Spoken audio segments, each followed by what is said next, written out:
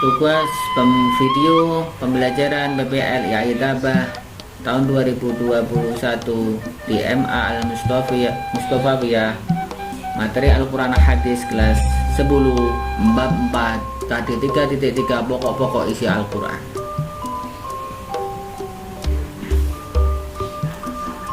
Pokok-pokok isi Al-Quran. Isi Al-Quran ada beberapa hal, yakni Al-Quran kandungannya atau berisi tentang akidah, ibadah dan muamalah, akhlak, hukum, sejarah, sains dan teknologi. Akidah tauhid atau keimanan terhadap Allah Subhanahu wa taala. Akidah adalah suatu kepercayaan yang harus diyakini dengan sepenuh hati, dinyatakan dengan lisan dan dimanifestasikan dalam bentuk amal atau perbuatan. Allah Subhanahu wa taala berkata, wa ilahukum ilahu wahid la ilaha illa huwa rahmanur rahim. Dan Tuhan kamu adalah Tuhan yang Maha Esa. Tidak ada Tuhan selain Dia yang Maha Pengasih serta Maha Penyayang. Al-Baqarah ayat 163. Yang kedua tentang ibadah dan muamalah. Ibadah merupakan bentuk kepatuhan dan ketundukan yang ditimbulkan oleh perasaan, yakni terhadap kebesaran Allah Subhanahu wa taala sebagai satu-satunya Tuhan yang berhak disembah. Hal tersebut ada beberapa hal, yakni surat Al-Ikhlas juga menunjukkan bahwa satu-satunya zat yang harus disembah dan dimintai. Yang kedua, surat Ad-Dariyat ayat 56, wa ma khalaqtul jinna wal insa illa liya'budun, bahwa kita diciptakan oleh Allah Subhanahu wa taala, yakni manusia dan jin diciptakan itu tidak untuk apa-apa tapi untuk beribadah kepada. Yang ketiga, muamalah atau hubungan kepada manusia. Muamalah ada suatu dasar yang mengatur tentang hubungan dengan manusia. Allah Subhanahu wa taala berkata, ya ayyuhalladzina amanu idza tadayantum bidainin ila ajalin musamman faktubuhu wal yaktub bainakum katibum bil 'adl. Wahai orang-orang yang beriman, apabila kamu melakukan utang piutang untuk waktu yang ditentukan, hendaklah kamu menulisnya, dan hendaklah seorang penulis di antara kamu menulisnya dengan benar.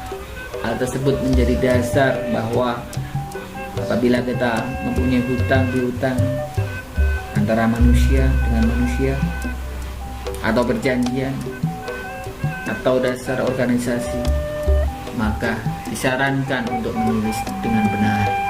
Kalau dalam Al-Quran faktubuh fi'il amar yang menunjukkan wakai perintah, diharuskan untuk ditulis. Yang ketiga, akhlak. Akhlak adalah sifat yang tertanam dalam jiwa manusia yang muncul spontan dalam tingkah laku kehidupan sehari-hari. Al-Quran merupakan ajaran tentang akhlak.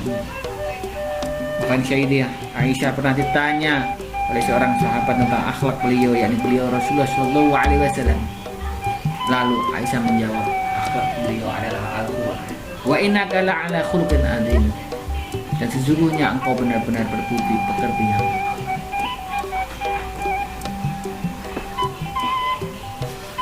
Seterusnya, Al-Quran berisi hukum atau mengatur manusia. Hukum adalah ketentuan dasar yang bertujuan untuk memberikan pedoman kepada umat manusia agar kehidupannya menjadi adil, aman, tentram, teratur, sejahtera, bahagia, dan selamat di dunia maupun di akhirat. Serta sebagai sumber hukum ajaran Islam. Al-Quran banyak memberikan ketentuan-ketentuan hukum yang harus dijadikan pedoman dan menetapkan hukum baik secara global, secara keseluruhan, maupun tafsili atau terperinci. Allah Subhanahu wa taala berkata, inna anzalna ilaikal kitaba bil haqqi litahkuma bainan nasi bima araqallah wa la takunil kha'inina khashimin. Sungguh kami telah menurunkan kitab kepada Nabi Muhammad SAW membawa kebenaran agar engkau mengadili antara manusia dengan apa yang telah diajarkan oleh Allah. Dan janganlah engkau menjadi penentang atau kitab tersebut itu apabila punya perselisihan keluar dari Al-Quran. Di situ dicap oleh Allah Subhanahu wa taala stempel orang yang berkhianat apabila keluar dari Al-Quran. Yang kelima, sejarah atau kisah umat terdahulu. Al-Quran sebagai kitab suci bagi umat Islam banyak menjelaskan tentang sejarah atau kisah umat pada masa lalu. Sejarah atau kisah tersebut bukan hanya sekedar cerita atau dongeng semata, tetapi dimaksud untuk menjadi ibrah, menjadi contoh, menjadi pelajaran, menjadi syurah bagi umat Islam atau kita. Ibrah tersebut kemudian dapat dijadikan menjadi petunjuk untuk dapat menjalani kehidupan agar senantiasa sesuai dengan petunjuk dan keridhaan Allah Subhanahu wa taala. Allah Subhanahu wa taala berkata, "Laqad kana fi qawshihim ibratun li ulil albab, ma kana haditsan yuftara walakin tasdiqal ladzi baina yadayhi tafsila kulli syai'in wa hudan wa rahmatan liqaumin yu'minun." Sungguh pada kisah-kisah mereka itu terdapat pelajaran, terdapat pengajaran bagi orang yang mempunyai akal. Itu bukanlah cerita yang dibuat-buat, tetapi membenarkan kitab-kitab terdahulu, menjelaskan segala sesuatu dan sebagai petunjuk dan rahmat bagi orang-orang yang beriman. Surat Yusuf ayat 111. Bahwa Al-Quran tersebut itu menjadi ibrah, menjadi pelajaran bagi kita semuanya isinya.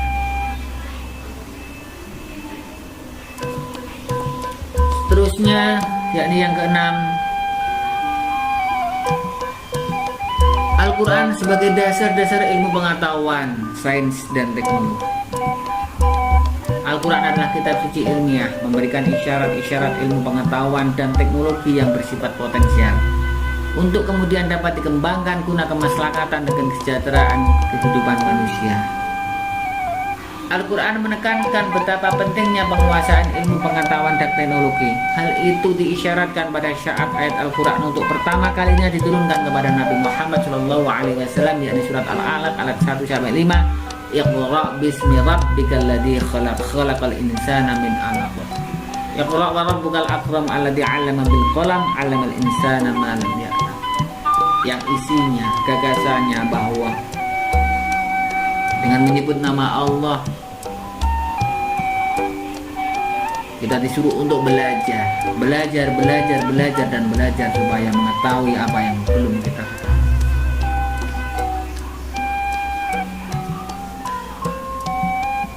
Kesimpulannya, Al-Quran merupakan kitab suci terakhir yang mengandung isi pokok ajaran yang paling lengkap.